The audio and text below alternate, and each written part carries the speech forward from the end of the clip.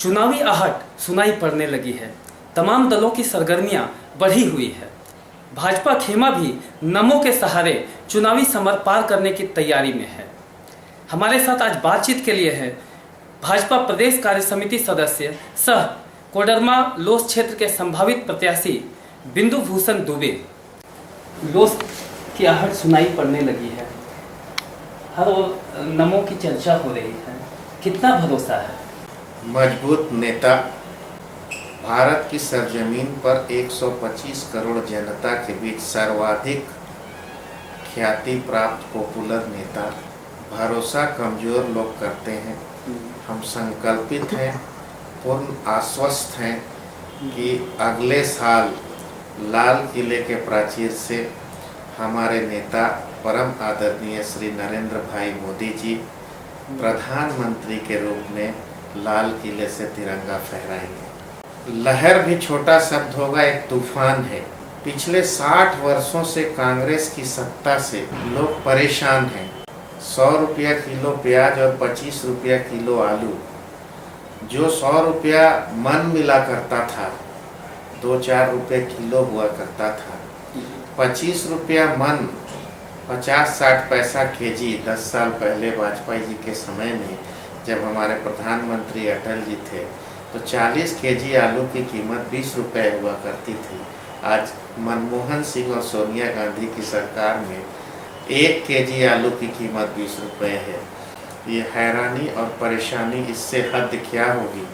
100 करोड़ जनता, 125 करोड़ जनता असुरक्षित है, बेरोजगारी व्याप्त है, आतंकवाद चरम पे है, घोटालों की सरकार है, लाखों लाख करोड़ रुपए का गबन और घोटाला है, दर्जनों केंद्रीय मंत्री घोटालेबाज हैं, दागदार हैं, मुकदमे चल रहे हैं। आरोप तो भाजपा नेताओं पर भी लगा।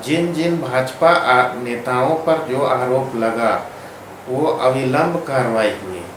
आज आरोपों के बावजूद सत्ता में कई लोग बने हुए हैं, जैसे श्री प्रकाश जायसवाल, कोयला मंत्री पर आरोप।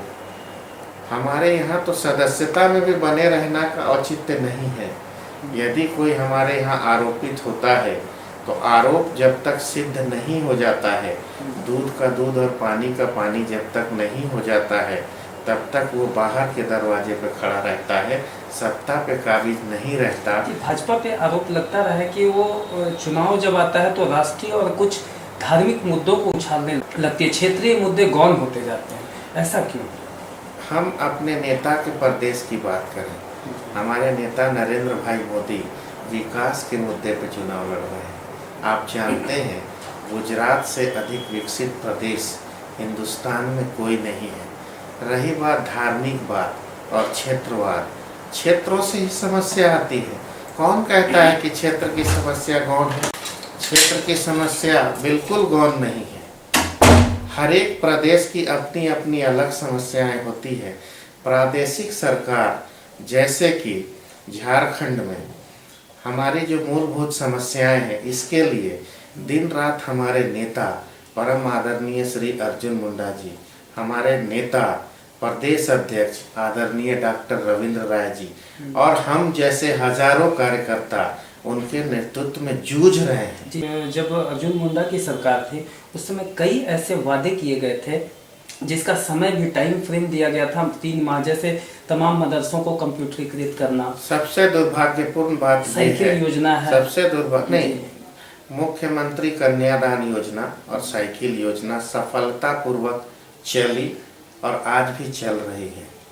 ग्राम सड़क योजना, सड़कों का निर्माण। सबसे दुर्भाग्यपूर्ण बात हमारे माननीय अर्जुन मुंडा जी के सरकार के लिए ये रही कि हम स्पष्ट बहुमत के साथ सरकार में नहीं थे। अल्पसंख्यक सरकार थी। तालमेल बिठाकर लोगों से हाथ जोड़कर सरकार बनाने का कार्यक्रम जो चल रहा था, सरकार चलाने का जो कार्यक्रम चल रहा था, वह बहुत मुश्किल काम था। हमारे मित्रगण उतना सहयोग नहीं कर रहे थे जितना कि करना चाहिए था। परिणाम आपने देखा, माननीय मुंडा जी सकुशलता सरकार चला रहे थे। झारखंड मुक्ति मोर्चा ने विश्वासघात किया क्योंकि उनके मन में सत्ता का बीज पनप रहा था। उनका कहना था कि 18-18 महीने का समझौता हुआ था और ऐसा कोई समझौता नहीं था। अगर वो समझौता हुआ था तो वो क्यों नहीं सामने आया? आगामी चुनाव में क्षेत्रीय मुद्दों पर कितना एम्फेसिस रहेगा आपका? क्षेत्रीय मुद्दा क्षेत्र में पुरजोर तरीके से भारतीय जनता पार्टी उठाती रही है। क्षेत्रीय मुद्दा का सबसे बड़ा परिणाम तो आप वाजपेयी जी की सरकार में आपने देख ही लिया। 50 वर्षों तक जो काम कांग्रेस नहीं कर सकी, वाजपेयी जी ने कर दिया। और क्षेत्रीय मुद्दे के परिणाम स्वरूप ही झारखंड राज्य का जन्म हुआ, छत्तीसगढ़ और उत्तरांचल का जन्म हुआ।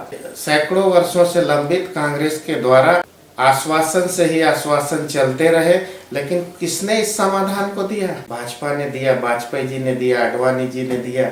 क्षेत्र की सबसे बड़े क्षेत्रवाद के सबसे बड़े समर्थक तो भाजपा है। अभी कोडरमा से संभावित प्रत्याशी हैं, चूंकि कोडरमा क्षेत्र में गिरिडीह का काफी इलाका आता है, तो इस क्षेत्र के लिए आपकी क्या योजना? मैं एक आम कार्यकर्ता हूँ। मेरे मन में जो भावना थी अपने पार्टी के समक्ष मैंने रखा है। यदि मेरे नेता डॉक्टर रविंद्र राय प्रदेश अध्यक्ष जी, मेरे नेता आदरणीय श्री अर्जुन मुंडा जी नेता प्रतिपक्ष जी और प्रदेश और केंद्रीय नेतृत्व मुझे मौका देता है तो पूरे बुलंदी से और मुस्तैदी से काम करूंगा। रही बात मेरे कार्यक्रम की, तो मैं सीधा स्पष्ट कह दूं, 2100 बूथ हैं कोडरमा लोकसभा क्षेत्र में, 2105 बूथ।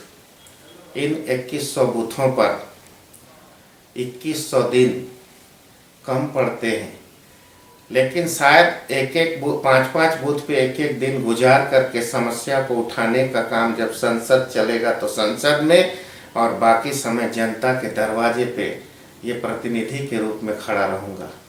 16-17 वर्षों के भारतीय जनता पार्टी के कार्यकर्ता के तौर पे मैंने जूझना और संघर्ष करना सीखा है।